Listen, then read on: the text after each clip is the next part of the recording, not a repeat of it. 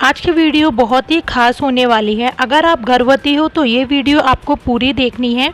आज की वीडियो में हम बात करने वाले हैं चंद्र ग्रहण के बारे में, जो कि 16 मई सोमवार को लगेगा। इसके बारे में पूरी इन्फॉर्मेशन दी जाएगी। ये कौन कौन से शहर में दिखाई देगा, कहाँ कहाँ दिखाई देगा और इसमें कौन कौन सी सावधानियां हैं जो कि गर्भवती महिलाओं को ज़रूर रखनी है। तो खासकर इस वीडियो को आपको पूरा देखना है। और यदि आपके मन में कोई भी क्वेश्चन चल रहा है या फिर आप कुछ पूछना चाहते हो तो इस वीडियो के कमेंट सेक्शन में अपना कमेंट ज़रूर छोड़िएगा। हम वीडियो पब्लिक होने के आधे घंटे में उन कमेंटों का रिप्लाई देने की पूरी कोशिश करेंगे। तो दोस्तों, वीडियो को स्टार्ट करने से पहले एक छोटी सी रिक्वेस्ट करना चाहेंगे। वीडियो अच्छी लगती है तो एक लाइक करिएगा और जो लोग हमारे चैनल पर नए आए हैं वो चैनल को सब्सक्राइब जरूर कीजिएगा और वीडियो में कमेंट करना बिल्कुल भी मत भूलिएगा। तो चलिए दोस्तों, बिना देरी के वीडियो को शुरू कर लेते हैं। सबसे पहले हम बात कर लेते हैं यहाँ पर चंद्र ग्रहण के बारे में कि ये जो हमारा 2022 का सबसे पहला चंद्र ग्रहण होने वाला है, यानी कि इसके बाद कोई भी एक और चंद्र ग्रहण पड़ेगा और उसके बाद कोई भी ग्रहण नहीं पड़ेगा। इसलिए आपको इस ग्रहण में सबसे विशेष सावधानियां रखनी है।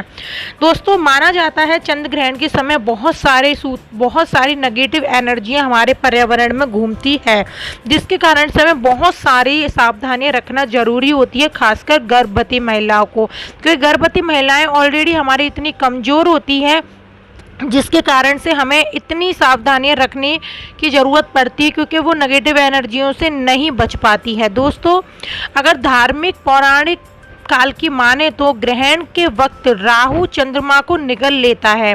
देखिए, अगर साइंस की माने तो पृथ्वी की जो परछाई है वो चंद्रमा पे पड़ती है तब ग्रहण पड़ता है।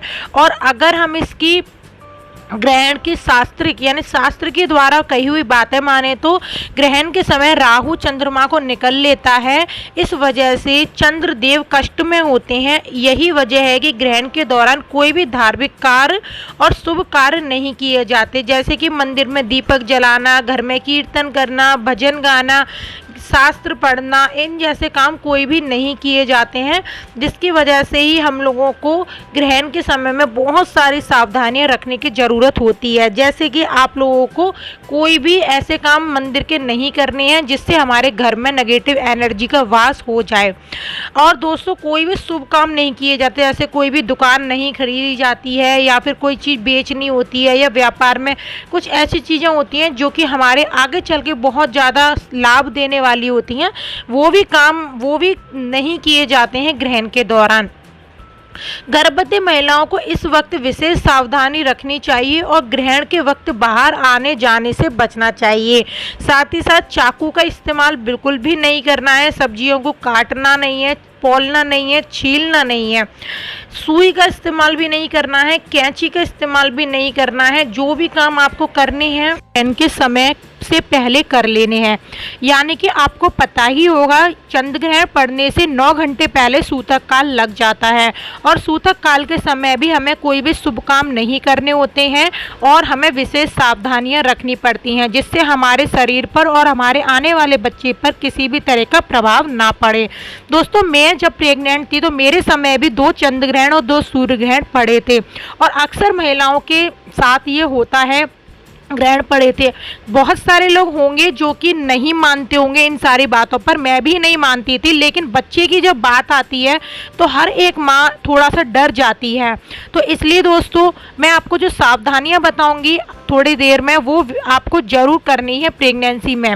चाहे कुछ भी हो जाए, वो सावधानियां आपको प्रेगनेंसी में करनी है, क्योंकि मैं भी इन सब चीज़ों को नहीं मानती थी, लेकिन उसके बावजूद भी मैंने ये सावधानियां करी थी। क्योंकि ऐसा माना जाता है, मेरे खुद के घर के बड़े बुजुर्ग बोलते हैं कि जब भी ग्रहण पड़ता है, अगर आप चाकू छुरी का इस्तेमाल करती हो तो आपका बच्चे का कोई ना कोई शरीर का जो अंग होता है वो कटाया आता है या फिर उसके शरीर पे दाग धब्बे आते हैं। दोस्तों, तो आपको इस बात का जरूर ध्यान रखना है। देखिए, खाना आपको ग्रहण के समय से पहले ही बना लेना है और जब भी ग्रहण शुरू होता है, यानी कि ग्रहण जैसे ही शुरू होता है उसके दौरान अगर खाना बच जाता है तो आपको खाने की चीज़ों में तुलसी के पत्ते जरूर डाल लेने हैं।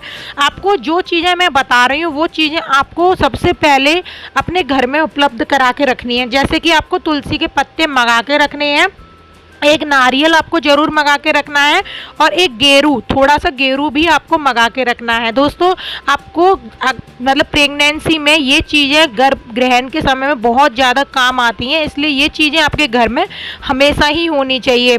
और ग्रहण के समय में हम तुलसी माता को नहीं छूते हैं, इसलिए ग्रहण के समय से पहले ही आपको ये सारी चीज़ें घर पे मंगा लेनी है। ग्रहण के समय से पहले ही आपको सारा खाना बना के रख देना है। कोई भी कटिंग, चॉपिंग या सिलाई बुनाई आपको ग्रहण के समय नहीं करनी है। जो खाना बच जाता है, वो जो पानी खुला रह जाता है, उस पानी में और उस खाने में आपको एक एक तुलसी के पत्ते जरूर डाल देने हैं, पूरे ही खाने में और पानी में। अब बात करते हैं एक और चीज़ की कि आपको और क्या करना है। दोस्तों आपको जैसे ही ग्रहण शुरू होता है, आपको मेन गेट आपको बंद कर देना है। घर के बाहर आपको बिल्कुल भी नहीं निकलना है, क्योंकि आप प्रेग्नेंट हो और इतने समय तक आप भूखी नहीं रह सकते हो। इसलिए आप जो भी फल वगैरह खाने का मन हो वो आपको अपने रूम में ही रख लेने हैं। आपको अपने रूम के पर्दे बंद कर देने हैं, बार बार आपको अपने रूम से नहीं निकलना है। दोस्तों पानी की बोतल या जग भर के आप अपने बेडरूम में रख लीजिए और उसमें भी तुलसी के पत्ते डाल दीजिए। यदि आप जूस पीना चाहती हो प्रेगनेंसी में, ग्रहण के समय में, तो जूस में डाल दीजिए। कहने का मतलब ये है जो भी खाद्य पदार्थ हैं जो आप खाना चाहोगी या आपकी फैमिली खाना चाहेगी, उन सभी में आपको तुलसी के पत्ते डालना अनिवार्य होता है, जिससे आपके किसी भी चीज़ में आपके जो नेगेटिव एनर्जी है वो प्रभाव ना डाले। घर का सारा ही काम आपको झाड़ू वगैरह लगाना है वो ग्रहण से पहले ही लगा देनी है। ग्रहण के समय में आपको झाड़ू को इस्तेमाल नहीं करना होता है, क्योंकि दोस्तों जो झाड़ू होती है वो एक लक्ष्मी का रूप मानी जाती है, जिसकी वजह से हमारे घर में गंदगी जाती है और लक्ष्मी आती है। इसलिए उस समय हमको झाड़ू को भी हाथ नहीं लगाना है।